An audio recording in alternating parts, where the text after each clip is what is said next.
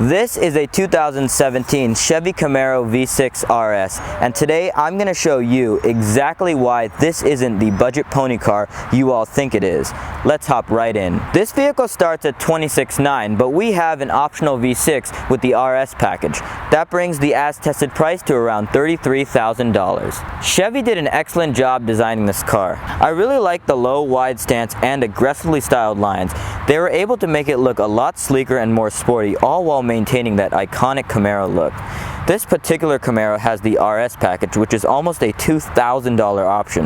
That rolls in a deck-lid spoiler, 20-inch wheels, and LED daytime running lights. I got plenty of looks and stares while driving this car around, especially in this color, which is known to Chevy as bright yellow. Now, the interior of this Camaro is pretty basic because we don't have any options.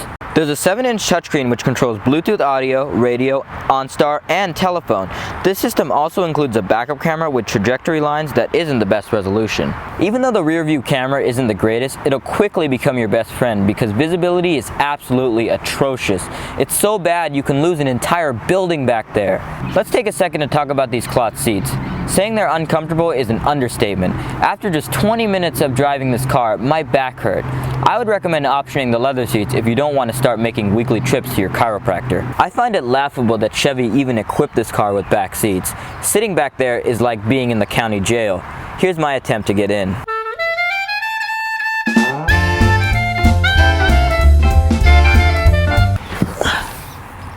As you might expect, the Camaro is no Ford Transit Connect when it comes to trunk space, but it's actually pretty good for a pony car. I could throw my golf clubs back there, but maybe not the bag. Now, under the hood of this Camaro is a 3.6-liter V6 producing 335 horsepower and 284 pound-feet of torque. Power is sent to the rear wheels through an 8-speed automatic or a 6-speed manual. This car can do 0 to 60 in 5.1 seconds and gets 19 mpg city and 28 on the highway. Let's go for a ride. Okay, so we're driving the 2017 Camaro V6 RS. The first thing I really don't like is the steering. It's very vague and over-assisted. Not what I expected in a sports car, and it's definitely out of place in a car like this. It's not that direct either. I turn the wheel and the car takes a second to move. So if you're driving around twisty back roads, it's really not that great. This is using GM's 3.6-liter V6, which is pretty famous because it's used across all of their lines, Cadillacs, Buicks, Chevys. This one produces 335 horsepower for sporting purposes, but it's not really that quick. Power delivery isn't linear at all. It took a second for when I pressed the accelerator for the car to pick up. I don't really like that, and it's a little unsettling, especially on curvy back roads or if you're trying to do track driving in this car. I actually thought they had mistakenly given us the 4-cylinder car because this really felt like I had some turbo lag. I had to go under the hood and check to see if this was the 6-cylinder, and indeed it was the 6-cylinder. So there really shouldn't be a delay in power unless the valve train or something in the throttle programming is wrong, and I really don't like to see that in a car that costs $33,000. I mean, it's not expensive, but it's not cheap. I really don't like to see that in a car that has so much performance pretension. Handling isn't that great. It's not very planted. There is a bit of body roll, and I don't really like to see that in a pony car. This car does not handle like the V8 SS or the ZL1.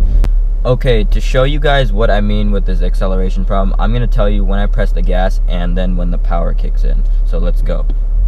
Okay, I'm pressing the gas now, and power just really kicked in. It took about a second for the engine to warm up.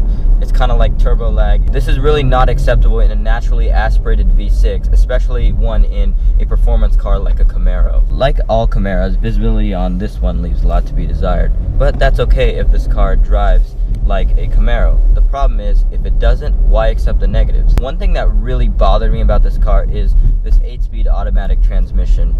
Why they decided to put 8 gears is beyond me. Like yesterday, I was on the freeway and I put it into manual mode. After I got to 5th gear, the last 3 gears weren't even necessary. I really wanted to pass someone on the freeway, and I had to downshift 4 gears from 8th gear to 4th gear to get that surge of power that I needed, and to me that's really unnecessary and was pretty frustrating. The shift paddles are not responsive at all. It takes about a second when I press the paddle for the car to actually shift, and sometimes it denies my shifts. That really made me angry, because this is a performance car. It should not be denying shifts. If you do decide to get this car, which I truly do not recommend, I would get the 6-speed manual. You'll have a lot more control over the performance of this car. This 8-speed automatic is just absolute garbage. So this Camaro has 3 driving modes. There's Tour mode, which is your comfort mode, Sport mode, and Snow and Ice. Obviously, I didn't use Snow and Ice because I'm in Southern California.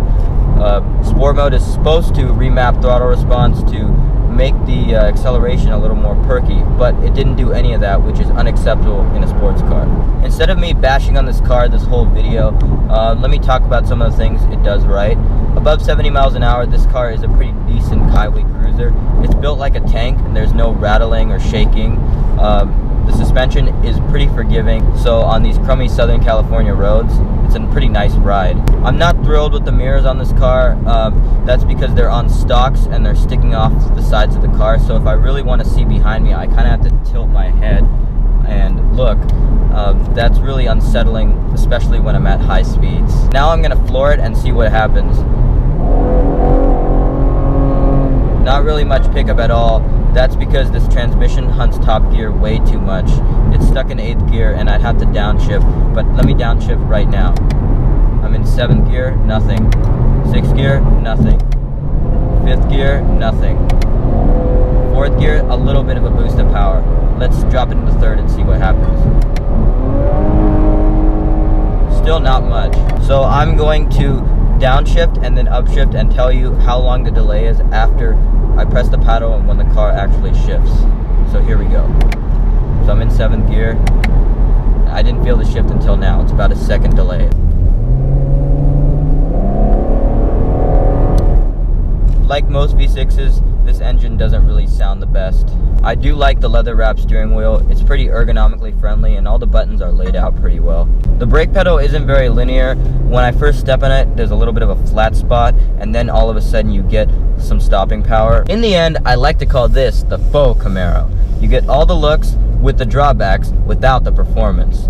So if you're into appearances, this may be the car for you. If not, I'd stay far away. Overall, I was pretty disappointed with the V6 Camaro's performance. While I do like the interior's simplicity and functionality, if you're into any kind of sport driving, I cannot recommend this vehicle.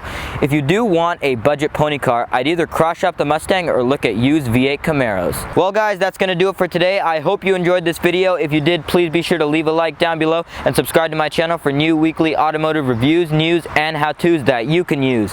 If there are any other cars you want to see us review, please be sure to leave a comment down below and I'll get on it as soon as possible. Don't forget to follow us on Instagram at CarVisionLA for news, updates, and exclusive content. I'll see you all next time. Peace out.